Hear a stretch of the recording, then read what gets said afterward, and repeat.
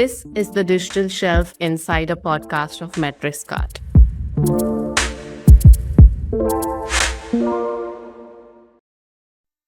Hi all, welcome back to the Digital Shelf Insider podcast of Metrics Card.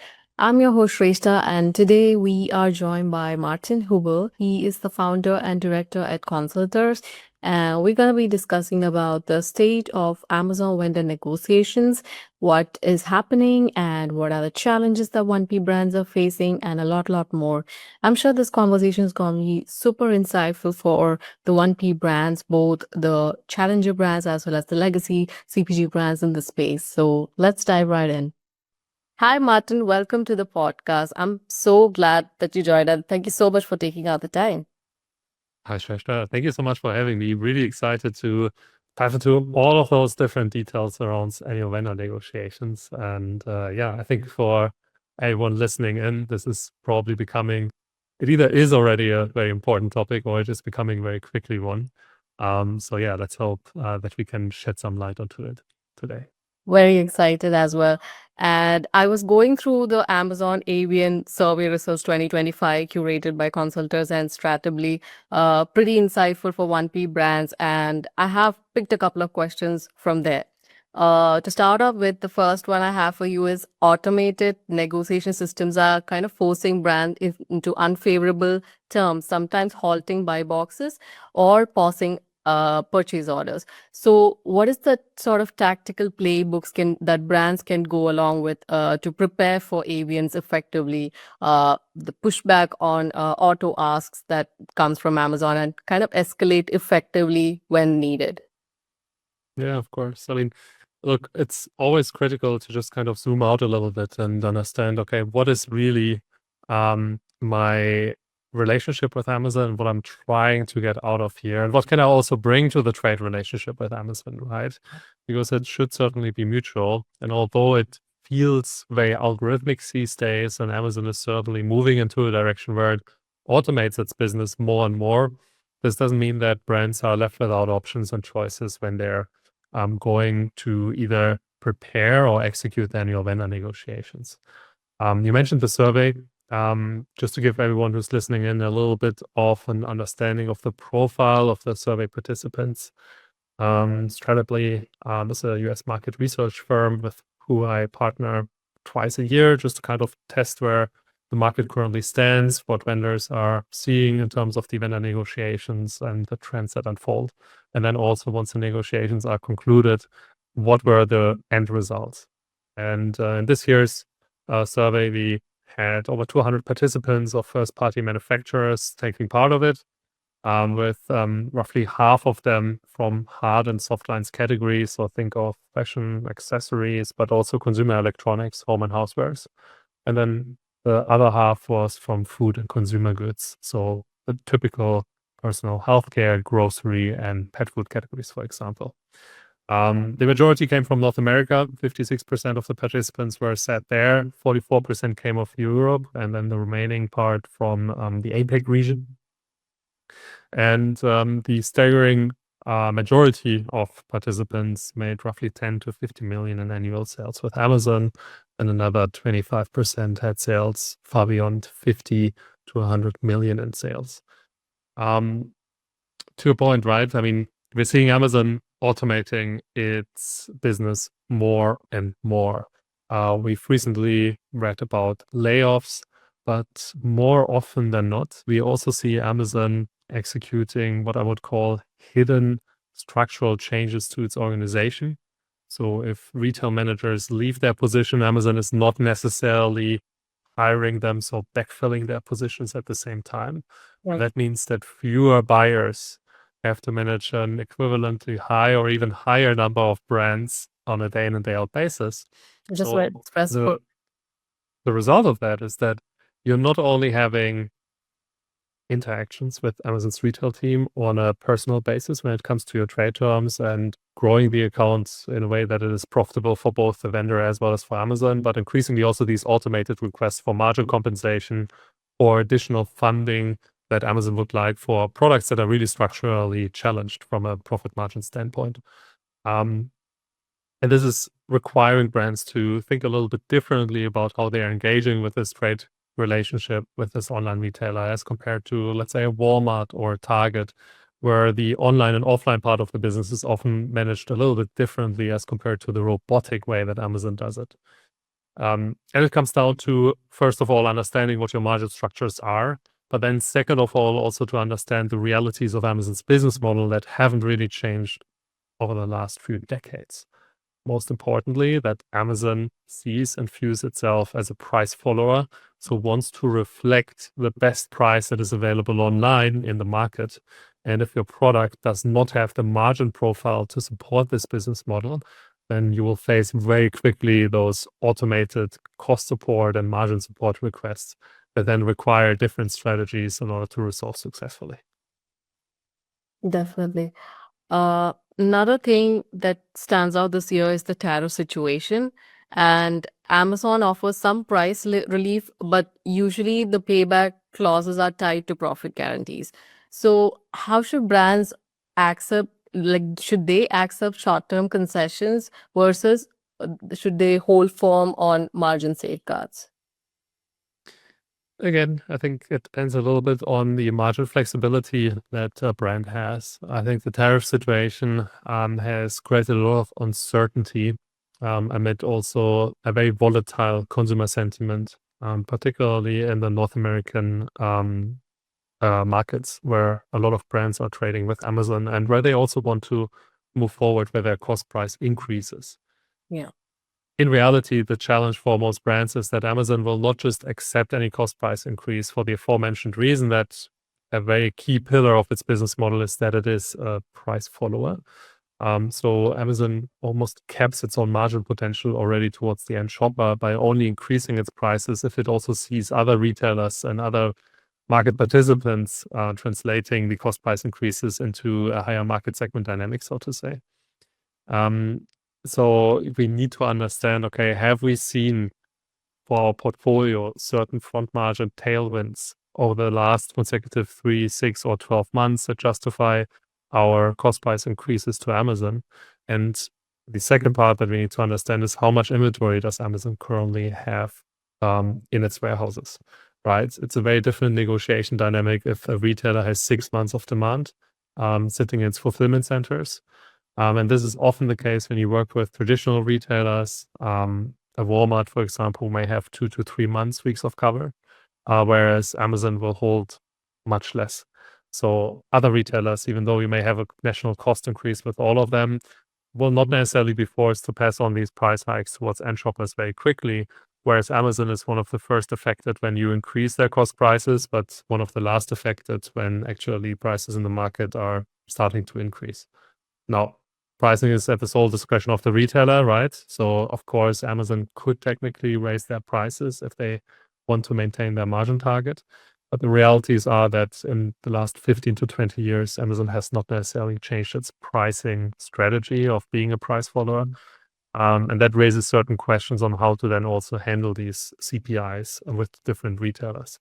My recommendation is really to hone in onto those retailers that are having a significant share of your overall market, and then also find individual ways to compensate or at least soften the impact that they would see to their margin, but also to acknowledge and understand how much inventory each of those retailers hold. Definitely. Um, so when Amazon uses leverage tactics like withholding POs or triggering chargebacks, how should brands use those moments, for pausing shipments or seeking escalation to gain real concessions instead of just, riding it out? In the end, brands need to look really at what are my options, right? How dependent is Amazon from my brand and how dependent am I from Amazon? Yeah. If I'm a top 3, top 5, top 10 player in the category, my chances are fairly good that if I just escalate the cost price increase that is tariff induced up the ladder, so to Amazon senior leadership team, I'll be able to kind of get a concession out of that because in the end, Amazon equivalently wants to offer my products to end shoppers because they're critical for the wider customer journey, not only in my category, but also for the follow-up purchases that my product will incent and really create on the Amazon platform. Let's not forget that Amazon is a highly diversified retailer. It not only sells in consumer goods categories, but also in hardlines goods. So chances are very high that a shopper that is looking for an unprofitable product will still turn into a profitable customer from a lifetime perspective, or a lifetime value perspective for Amazon, because they're obviously shopping also across higher margin categories over the next 6 to 12 months.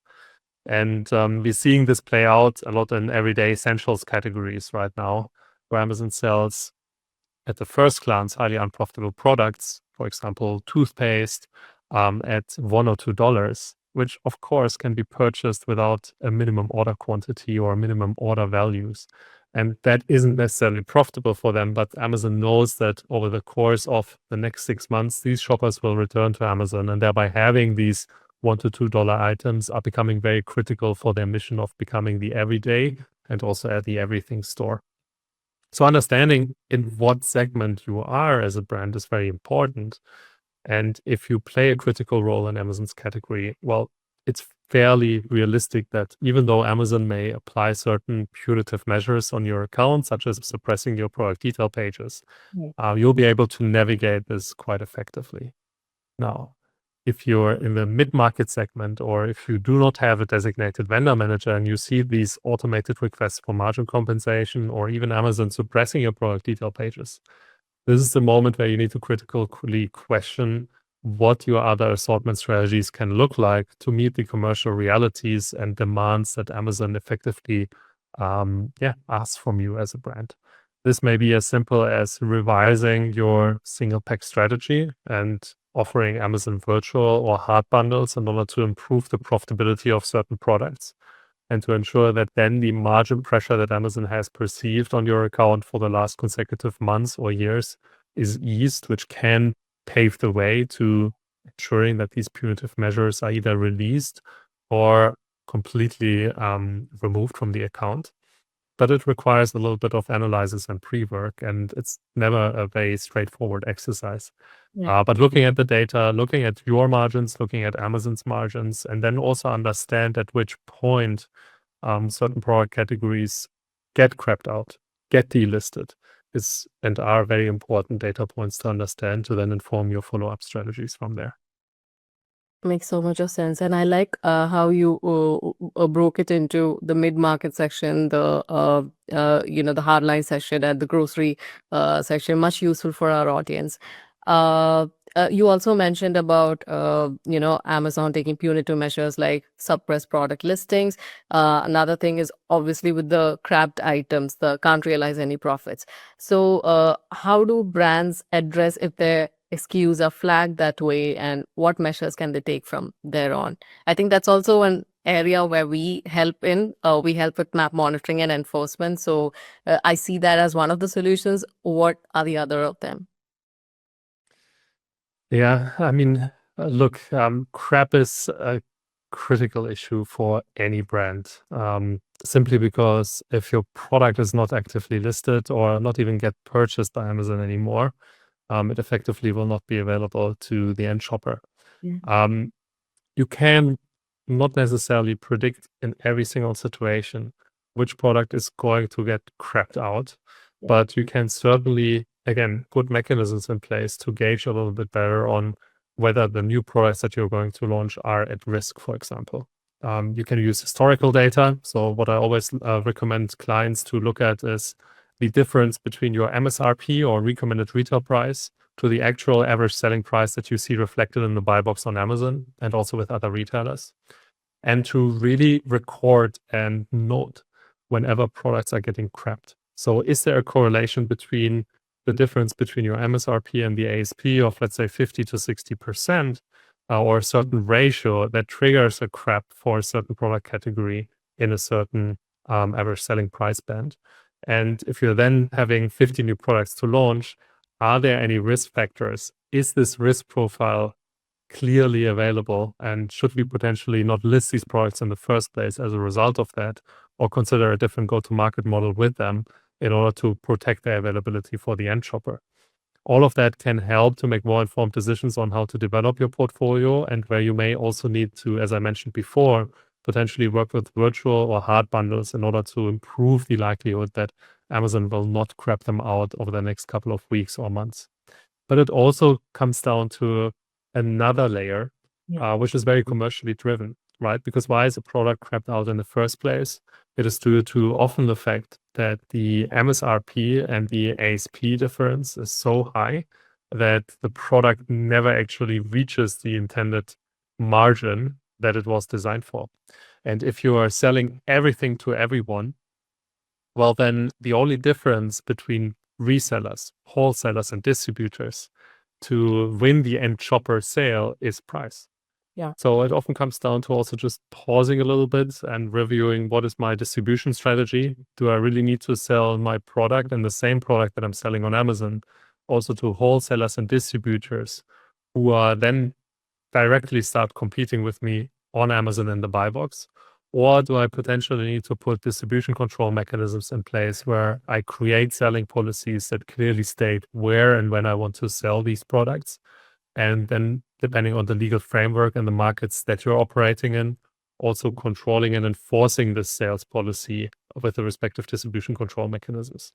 Cramp is a symptom. It's not the root cause. So you ideally always want to go back to, okay, why are we getting crapped out? And more often than not, it's because, Amazon acts as the mirror of our distribution strategy, right? And selling the same product to everyone will inevitably lead to competition on price. Right. Is the whole idea of crap common to any particular category, or is it just common to all? Great question. It is existent everywhere. So whether you are selling consumer goods, whether you're selling shoes, whether you're selling fashion accessories, or even in hardlines categories, crap is really omnipresent. And it is a mechanism for Amazon to protect itself from generating losses that are really hurting its own profitability in a very structural way. So Amazon may still sell the remaining inventory of that item, but they are not going to necessarily reorder that item unless it gets a significant boost from a profit margin point of view, either by directing more trade terms or an improved cost price added. So it exists everywhere. It is, again, a good signal to understand, okay, something is going wrong, and understanding what can be done in order to avoid it going forward. But it usually comes down to Amazon not being put into a position where it can structurally and profitably sell the item going forward. Interesting. I have one last question for you, and it's this tricky question that brands have, whether they should go for a hybrid strategy, 1P and 3P together. How should larger CPG brands sort of evaluate, the channel mix strategy they should go with? Yeah, it's a very hot topic since a couple of years, but I think it has really gained traction over the last 12 to 24 months Yeah. because, as we heard before, vendor negotiations are becoming more difficult, sometimes even more confrontational, or you may not even have a buyer on the other side sitting anymore, and an algorithm makes a lot of the decisions for you, which is very frustrating. Two things that I always recommend to consider are that, first of all, the grass is always greener on the other side, right? So I get daily almost requests from third-party sellers wanting to move to vendor central, but then also vice versa. A lot of vendors considering a 3P strategy. Hybrid is usually where we sit in the middle and where brands want to become a little bit more sophisticated at understanding and deciding, okay, which product is the best fit for purpose for each go-to-market strategy. And I would say it's a great strategy in order to diversify your dependency away from just one of the two models, and gives you also more commercial leverage during commercial negotiations when Amazon, as you mentioned before, applies punitive measures or suppresses the buy box, and you're having the peak quarter around the corner and you want to meet your sales targets, right? However, the second thing that we need to consider, and this is very dependent on the market that you're selling in, is that Amazon actively can restrict you from a hybrid approach. So in the United States, for example, Amazon has what it calls the Standard for Brands policy, which specifically states as part of the Vendor Central terms and conditions that any manufacturing brand selling on Vendor Central can effectively be mandated to exclusively sell via Vendor Central, which then in effect means that Amazon would suppress the 3P Seller Central offer in the buy box, simply stating that we already have this relationship with the manufacturer on Vendor Central. We do not need this offer on Seller Central. And vendor managers are typically very quick in activating it, although it really depends on the individual. And if you have a good relationship with Amazon, a hybrid strategy is sometimes even also considered in the US as a practical solution to both the pain points that vendors as well as Amazon see. In Europe, as well as in the UK, the legal framework is a little bit different. So Amazon typically shies away, even though it is technically also part of its Vendor Central terms of service, to enforce this standards for brands policy. So brands really have more options to kind of move hybrid. And often it makes sense to at least work with a distributor or reseller to kind of be available on Seller Central. So if you have any crap outs where Amazon delists your product portfolio due to profitability reasons, or you're finding yourself in a heated trade term discussion, you can effectively move with a distributor or wholesaler to recover the otherwise lost sales in the buy box through a hybrid or 3P approach. One key disclaimer here is that 3P is not the all-time savior that lets you or that allows you to price your products however you want. You're still limited by algorithmic decisions to be very competitive and to offer a very competitive price point to the end shopper, where Amazon will otherwise suppress your offer in the buy box if you're choosing to sell a product at the MSRP or recommended retail price at, let's say, for example, $20 US, when everywhere else the exact same product is sold at only $10 US. So I know I've had these conversations in the past with a lot of senior leadership teams who say, okay, great, let's just move to 3P. We own our pricing. We can completely eradicate Amazon's price follower strategy. And this is unfortunately not the case, right? So we are still having to operate within certain limits. And Amazon at the end of the day is still the household that gets to set its own rules on its marketplace. And unless we're seeing any intervention from any kind of institutions or antitrust legislation, this is not going to change anytime soon. I guess this is also why we see this particular question, does Amazon price match, being asked the most when you search out there. Yeah, absolutely. And I think it is always cause for confusion, right? Because it's so ambiguous and you can, it's like learning the German language, I would say. I'm originally from Germany. And if you've ever attempted to learn this type of language, you know that for every rule, there's an exception. And Amazon often feels very much like that. Yes. So we've come to the end of the session, and it was just wonderful having this conversation with you, Martin. And I'm sure our audience would feel the same. And I would be adding the ABN survey results 2025 doc, the link in my show notes. And thank you so much for taking out the time and joining us. Thank you so much for having me, Freshta. It's been a pleasure, and I hope to speak with you soon. Yes. We've come to the end of the episode. If you loved what you just listened to, don't forget to like, share, and subscribe. We'll be back next Monday with a really awesome guest. Stay tuned until then.